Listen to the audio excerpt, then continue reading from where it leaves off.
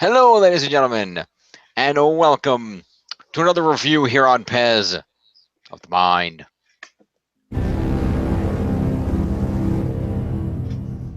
Yes, it's dramatic.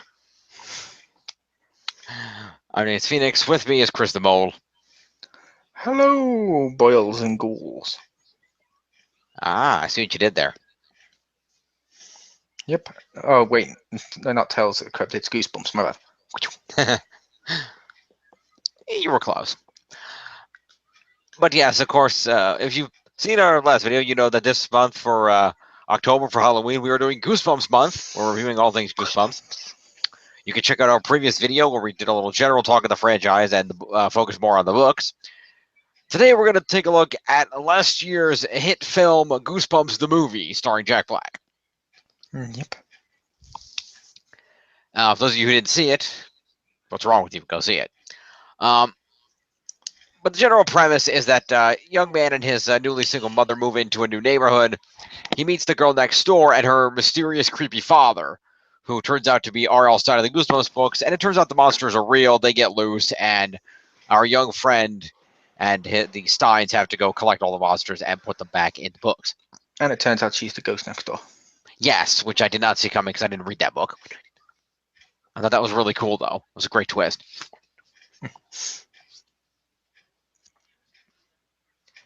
Yep. But yeah, it's a really good film. The tone was good. It was scary, but not overly so, just like Goosebumps normally are. I think Jack Black did a good job as R.L. Stein. I mean, obviously he was a caricature of the author and not meant to be accurate to the real life R.L. Stein. Who does a cameo? Who does cameo as Mr. Black, the drama teacher? Yep. I like that. That was great. Mr. Stein, Mr. Black, as he was last night. I was the only one in the cinema who giggled at that. Yeah. Now, which brings us to one point I will say with this film. Okay. What the hell? This film was way too late. Because it's trying to be a kids' film with loads of references to stuff that's not been published for years since the kids haven't been alive. True. Not that they are re-releasing the books, but they're not as popular as they were in the 90s. No, there's no way kids have read them all. No.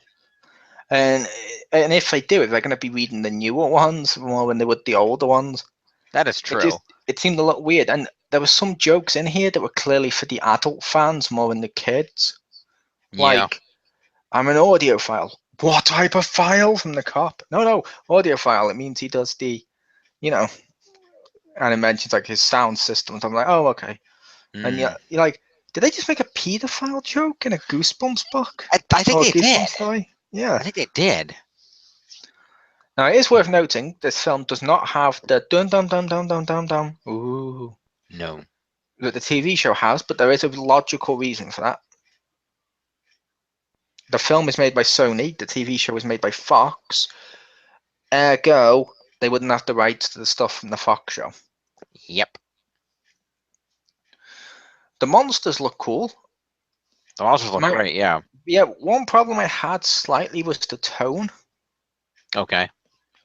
All the other Goosebumps film or TV show, like the TV shows, like the episodes and the books, felt like horror stories. Like they were based on actual adult horror stories, like Night of the Living Dummies based on Child's Play and stuff. Like we've covered all that, but yeah, they were based on horror stories, and then you're like, "Ooh, it's scary." This didn't seem like it was based on that. This seemed more like it was based on something like Jumanji in terms of tone. Yeah, that's a good analogy. It did, yeah. And it felt off. However, it was still a love note to the franchise, so I'm not going to complain too much about the lack of horror. I wasn't expecting. Don't before people say, "What were you expecting it to be like a fucking like a Saw film?" No, I wasn't. I was expecting it to be like a Goosebumps film, and that's the difference. It was kind of scary. I mean, they were all really afraid of Slappy when he got out of the book and started threatening them. Voiced by Jack Black, I might add. Who did a great job with that. You know, there's an auditorium of school kids getting attacked by the giant praying mantis. I mean, there was nothing overly scary, but there's scary to the 12-year-old target audience of Goosebumps versus scary to someone like you and me. It's a different scale. Yeah, but I wasn't on about that because I was about, like I said, like if you watch Night of the Living Dummy, even if you go back and watch the TV show, the framing devices they use and stuff are all from horror films. The Oh. story structure is like a horror film, and it's meant to be scary. This felt more like an adventure that had horror elements. That's why I used Jumanji as an Yeah, analysis. I get that's like yeah, that's fair enough. I see what you mean from the filmmaking perspective. Yes, that is true. It was framed more like an action adventure with horror elements. Yes. But I do like this film. Slappy was awesome. I love Slappy, as people know. He was just fantastic. And yeah, there was humor in this too, which like one of my favorite humorous moments came from the character I didn't like in the supermarket Hmm. when he's like, "Oh, I'm so thirsty," and R.L. Stan's like, "Well, just take one. They won't mind." And he's like, "Okay, do I want cherry or do I want?" He's actually they're making a decision about which drink to get. He's like, "Just orange, take it and go." So, oh, okay. Can't remember what his name was now. The kid, I watched this earlier today. The kid was basically there to be like the nerdy, weird friend. Yeah. I can see you looking it up as we speak, but yeah, it's a case of I didn't like that character. He just felt Yeah, it was superfluous. He was only there for the purpose of having a cool thing where he got to jump on a werewolf later. That was his only purpose. he felt there to be the comic relief That too. because they didn't want to make the love interest of the boy and the girl. They didn't want to make either one of them seem too goofy. Yes. That was Champ, Zach's new friend. That was a champ, yeah. But overall, though, like I said, it's still good. One thing I will slightly nitpick at is the credits. Okay. Because if you read the credits and you see what the characters are listed as, you Oh. get like what was it? Which one was the famous one? Like Monster 11, I think it was famously the girl in the haunted mask. Hmm. But instead of listing the character, they just list Monster 11. I'm like, why? Like, if you'd put the whole list of all of them, maybe when people are reading the credits, they might notice one they hadn't seen before. But even if they have seen them before, they may be like, oh, that's cool. Who played them? Yeah.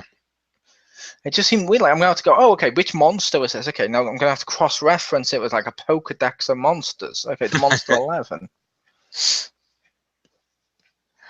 Which I Don't know a get. Pokedex of monsters is redundant as Pokemon are pocket monsters. Yeah. It was done for comic relief.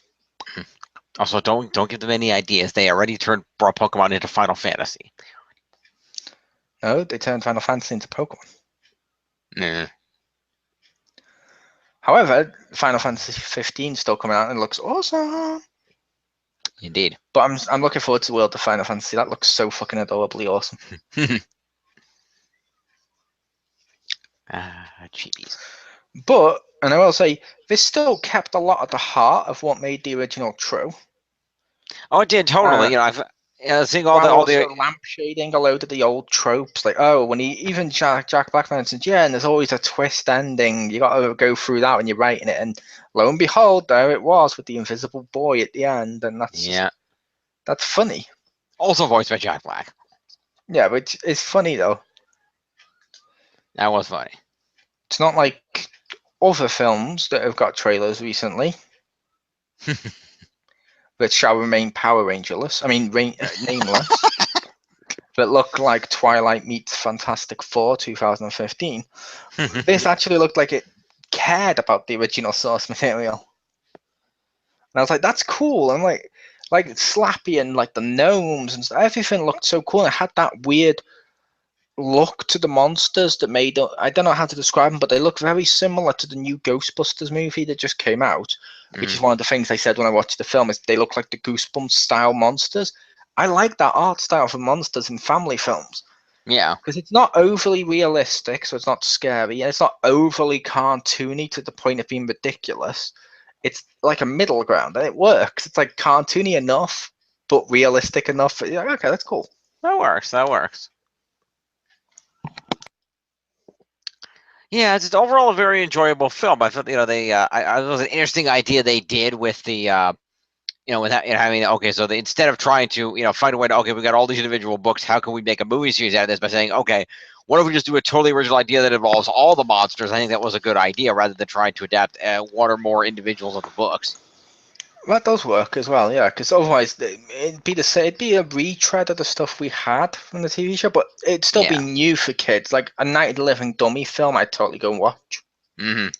and it means they could launch more films. But this seems a better way of doing it because you don't know what to expect, Yeah. and it's cool. And some people have nitpicked the fact the books were kept all these years and weren't just burnt if they were evil, but R.L. Stone said he made them as friends for himself. He felt emotional connection. It makes sense. He wouldn't want to have the heart to just kill them. Yeah. And I like that. And you do have multiple twists in this. Like you have, which to be fair, the Goosebumps books kept having multiple twists, like Oh yeah, every other they were. chapter. Oh yeah, they were famous for it. Yeah, but I mean like every other chapter that's just at the end, which is cool. And I'm like, it's cool that like this one you had like, oh, who's R.L. Stein? Who's Jack Black's character? Oh, he's R.L. Stein. That's a cool twist. Oh, the girl. Oh, she's one of the characters. That's cool. Oh, he has to give her up in order to stop the monsters. That's a cool twist. Oh, she's back. That's a cool twist. Yeah. I mean, obviously the invisible boy, and it's like that's cool. It's got enough goosebumpsy twists Yeah. while having enough love notes to the original. It was just a fun film. The best Yeah. film, no, but still No, fun. but yeah, it's a good adaptation, a good enjoyable film. Yep. But that one just was my favorite. It's like Hannah, don't worry about it because she's here and here and here and here and also right over there. Yep. Oh, sorry, I love that. Honestly, Jack Black did a good job. I will give him props for that. Yes. I'm one of those that normally doesn't like Jack Black in films unless it involves some form of kung fu and a panda. Yeah. But in, in this one, he actually acted really well. It's like his work with Dustin Hoffman's made him a better actor. I can give him some props for that. Didn't quite like his accent at times that he was putting on with the weird face. Yeah, that was a little. I don't know. He was trying to be overly eccentric. But it still worked for what it was. And Yeah. like I said, he did a good job. They all did. All the actors in this did a good job. There's none of them where you're like, ooh. Like even the kid I didn't like. I didn't like him because of his character, not because of the actor. It's not like I was like, oh, he's a horrible actor. Yeah. He was just good in the role. Yeah. It was good.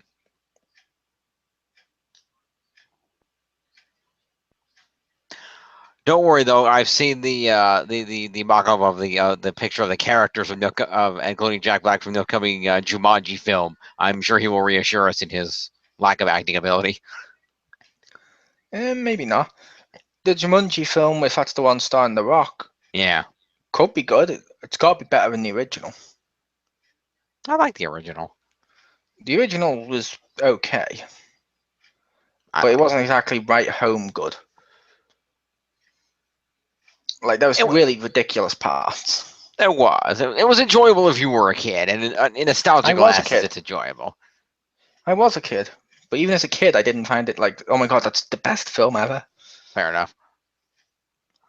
But yeah, like I said, and they are doing a sequel to this. They are. Yes, they confirmed that, which is good. Yep. So I don't know what the sequel will bring. Some people would say, oh, well, it's obvious that the sequel's going to be about the Invisible Boy, but not necessarily, because that's not how Goosebumps stories work. Yeah. That's just a twist, fun little thing at the end. The next story could be completely unrelated. Although I do think the next film should probably be based on the thing he said here, and I know they've used it for other stuff. It should be Slappy's Revenge. Yeah, I think it'll be logical. The Invisible Boy will go find the book that they put all the monsters in, and he'll let Slappy back out again, and they'll go from there. Yeah, that'd be the logical one. But I'm like, I don't know, because they could do anything with it. If maybe the next one isn't going to be done that way. Maybe Slappy gets hold of the printer and can write his own monsters. Or I wonder if something cool. They should take a non-monster element from a Goosebumps book and work that in and use it for their convenience. Like, if we're going to do something cool, I would say, what if? I'm trying to think. Like the Cuckoo Clock of Doom, for example. Like we saw that it was in a background shot in R.L. Stein's basement. If that were the real Cuckoo Clock from the book, what if Slappy like ripped a year off? It's about that altered history and the monsters were free or something. Or maybe like the year that they were imprisoned, he removed it so they were never imprisoned or something like that. Yeah, that'd be cool as well. Like I said, I kind of want to see Slappy get hold of the typewriter and make his own monsters that have never been seen. That would be cool too. Yeah, that'll give him a chance to create some new ones. But I also feel like some of the other monsters need better time to shine. Like the Haunted Mask was a big deal, Yeah. and yet it was relegated to Monster 11. Yeah, the horrors from Horrorland we didn't see that much of. I want to see the plant dad from Stay Out of the Basement. I assume that's what the theme park they were in was a reference to. Yeah, I figured that, but there still weren't any actual horrors. The monsters went there, Mm, so I'm guessing it brought horrors to the land. yeah, I guess But that's yeah, true. it should have been the actual Horrorland monsters. Yeah. Or how about an evil sponge? Yes. Perfect. I don't think the evil sponge will make it into this. If anything, he'll be a throwaway joke villain Yeah. because he's too cute and spongy to be like, oh my god, it's a sponge, as You know, opposed to holy crap, it's the abominable snowman. true, but then again, the same thing happened with the gnomes. They did, but the gnomes, I'd argue, gnomes are inherently scarier than a sponge True. by the fact they have a face. But even that bit was funny with the abominable snowman on the ice. That was a great scene, and I Yeah. loved the joke at the end when he's like, "Yeah, fire me up, fire me." He starts up the zamboni, and it just goes really slowly. He's like, "Don't just get off it. It doesn't work." And yeah, you had the stuff like you had the love interest between Jack Black and the kid's aunt, Yeah, that was and the cool. kid and Jack Black's imaginary story girl. Yeah. Which, how's that going to work? I Isn't she feel like gonna there's be going to be real some now? problems there. Isn't she gonna be real now? Well, no, he rewrote her and burned the book, so she's technically, in the moonlight, she's still going to become a ghost. But, theoretically, it depends on how he wrote her in the book. Because, right now, she's still technically going to be a ghost, unless he wrote her to be a real girl. I don't know if he could do that. I don't know the extent of his powers.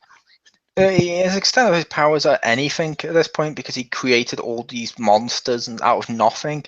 He can create life. I am assuming he could have made her a girl. Theoretically, the only question is if she's created out of the book about her story, can she age? But if he burnt all the books, I'm assuming they would have made her real for the logical thing of when they do the sequels, the characters will age. So therefore, she will be, because the actors will have aged. Aged, It will right? be, That's oh, she's true. only aged because she's real now. Yeah, that would make sense. Which that could still be, like I said, there's a lot of places to go with Oh, this. It was an exciting film, and it's one I definitely recommend seeing. I saw it in the cinema. I own it on Blu-ray. It's just fun.